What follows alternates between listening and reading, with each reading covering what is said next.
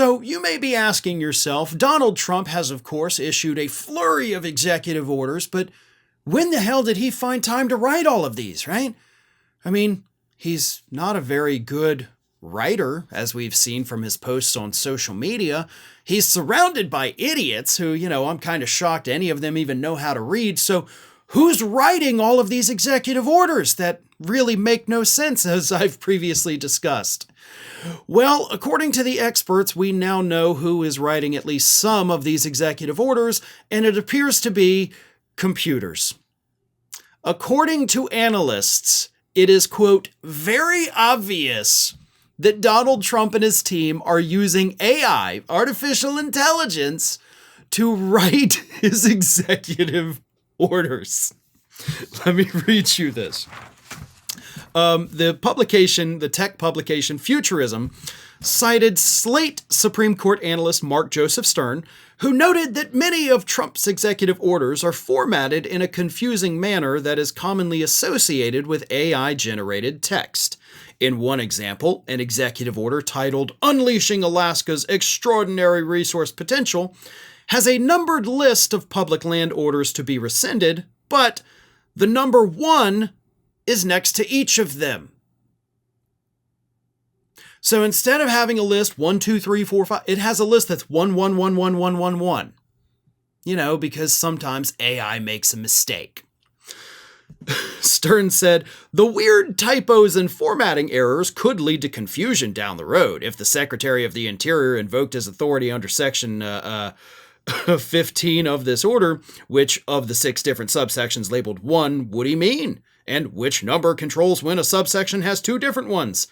Lots of reporting suggesting that this time around, Trump and his lawyers would avoid the sloppy legal work that plagued his first administration so they'd fare better in the courts. I see no evidence of that in this round of executive orders. This is poor, slipshod work, obviously assisted by AI. It gets even funnier, because it's not just his one about the Alaskan, oil reserves so we can destroy the environment in Alaska. No. Also his one about renaming the Gulf of Mexico to the Gulf of America, which, for the record, he doesn't have the authority to do. We don't own that body of water, and we cannot just rename it. So anyway, that's dumb enough. But in the executive order, analysts pointed out that it has a very weird section that was obviously either written by AI or maybe just copy and pasted off of Wikipedia. Because in the order, it says this: the Gulf is home to vibrant American fisheries teeming with snapper, shrimp, grouper, stone crab, and other species, and it is recognized as one of the most productive fisheries in the world, with the second largest volume of commercial fishing landings by region in the nation, contributing millions of dollars to local American economies. The Gulf is also a favorite destination for American tourism and recreation activities.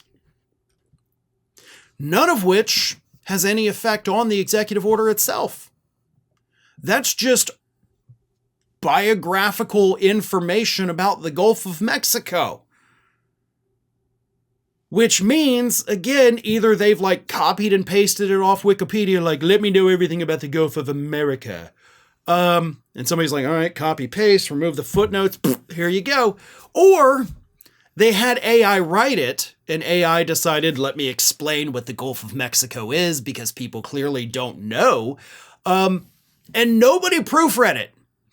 That's what's so funny to me, especially about the one that has the list of 11111. Nobody proofread it? Y'all just put it into Chat GPT, write an executive order renaming Gulf of Mexico, and then you're just copy, paste, done, print, signed, all in a day's work, right? Nobody read it. That's the level of incompetence we are dealing with, not just with Trump himself, but with everybody surrounding him.